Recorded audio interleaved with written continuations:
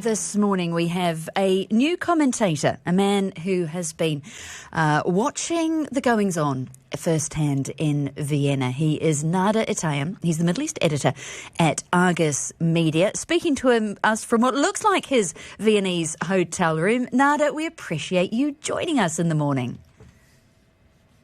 Thank you very much. It's really good to be here. How was the mood in Vienna? How was the mood in the meeting?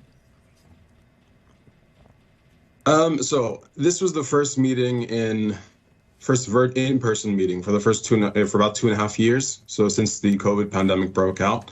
So a lot of us were, excited to be here. A lot of us hadn't seen each other for a long time. Even delegates, they obviously see each other more than we do as journalists, but it was nice to be back. The thing I noticed about this meeting in particular, the delegates were very, tight-lipped. They kept their cards very close to their chests. They weren't really willing to come out and kind of give any hints beforehand. There were obviously the normal leaks beforehand, delegates speaking to journalists and sources and things. But when it came to, out in the open public statements, they were really, really tight-lipped, really keeping their cards close to their chests. It was a bit strange. So, but obviously, as time passed, we started hearing about this potential cut. It was coming, and we kind of felt it was coming. But whether we all felt, at the beginning of the week, last week, whether this was going to be a 2 million barrel per day cut, I don't think so. It took some people by surprise. And yet, that is what we got. Given where OPEC is producing at the moment, how big a deal is this? So we have to break it down. The headline figure here is 2 million barrels per day. Okay, but what we need to make sure to understand is that this is not a 2 million barrel per day cut in actual volumes. OPEC and OPEC Plus have been working under this framework where they kind of increase and decrease what they call targets or their quotas. Essentially, it's a cap or a ceiling on how much the group can produce. Every country in this group has their own ceiling, and obviously it kind of contributes to the overall ceiling. So in theory, what they decided yesterday was to decrease the ceiling by 2 million barrels per day. Is that going to give you a 2 million barrel per day cut? No.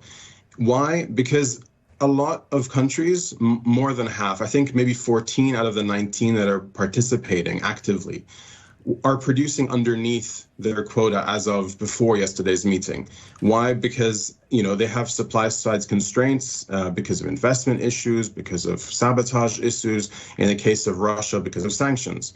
So when you bring down this quota, this ceiling, this target, by 2 million barrels per day, it only really impacts materially, those countries that were actually producing at target. We're talking countries like Saudi Arabia, like the UAE, Iraq, Oman, things like that. If we're talking about the regional countries, there's a few more.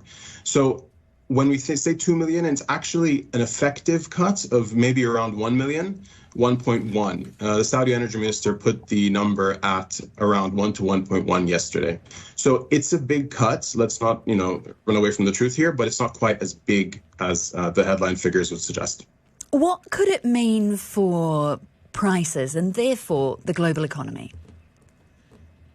Right. So what the West and consumer countries in general was worried about ahead of this meeting was, prices are still relatively high. They're down on where they were a few months ago, for sure. But in the grand scheme of things, they're fairly high. And they're worried that, a cut of this size could actually cause prices to rise again, when that's really what the average consumer doesn't want. What will be the impact of this? It's hard to tell. There was, the prices jumped a little bit yesterday, but whether that's going to continue or whether those gains will hold, it's yet to be seen. We have to look at supply-demand dynamics. On the supply side, you have, the issues of limited spare capacity, which are a worry. You have the embargo that's, just around the corner. December 5th is when the EU-Russian embargo on seaborne crude kicks in. There's also all this talk about the G7 price cap. How these two things, mesh come December is going to be really important. And on the demand side, you have weakness showing. You have, the worry around recession. You have demand for oil weakening. This is essentially not largely, but a big part due to China, which is, the big demand center globally, and they've been struggling because of their zero COVID policy. What OPEC Plus did yesterday was effectively their messaging was that they're coming out to get ahead of this demand weakness. So they're looking forward and they want to get ahead of the recessionary fears and things like that. Obviously, the other unknowns, they couldn't really do much about that until things become clear.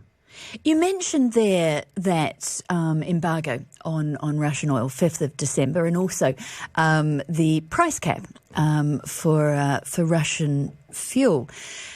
Big moves, but are they going to be effective? There are a lot of doubts out there. There are a lot of doubts. It's really hard to say one way or another whether it's going to work. They've been talking about these initiatives for a while.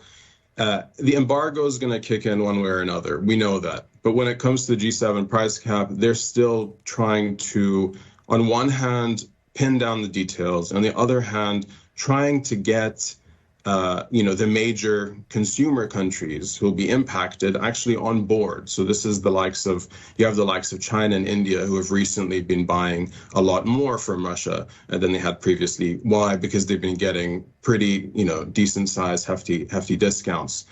These countries have to buy in. If they don't buy in, it's not really going to work.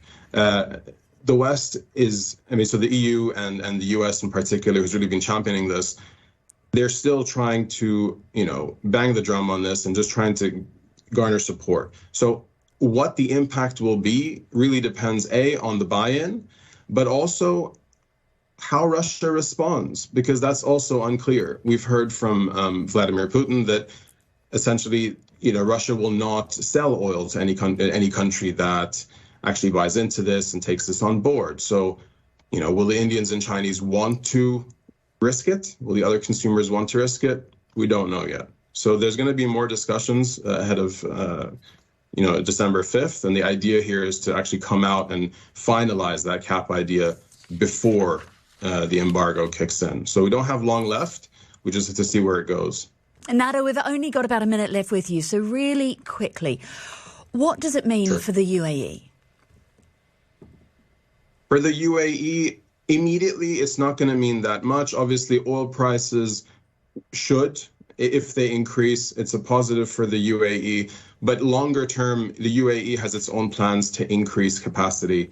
The UAE oil minister, His Excellency Sahel al-Mazroui, was asked about this, and he said that it's not going to impact, their UAE's plans to increase. So right now, their capacity is about 4.2 million barrels per day of oil, I think a little bit more.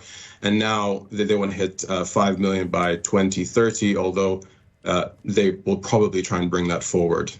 Nader Itayim, to 2027, I believe. Thank you. Nader Itayim, the Middle East editor at Argus Media, speaking to us from his hotel room in Vienna, 6:30 in the morning in Austria at the moment. We appreciate you getting up and speaking to us.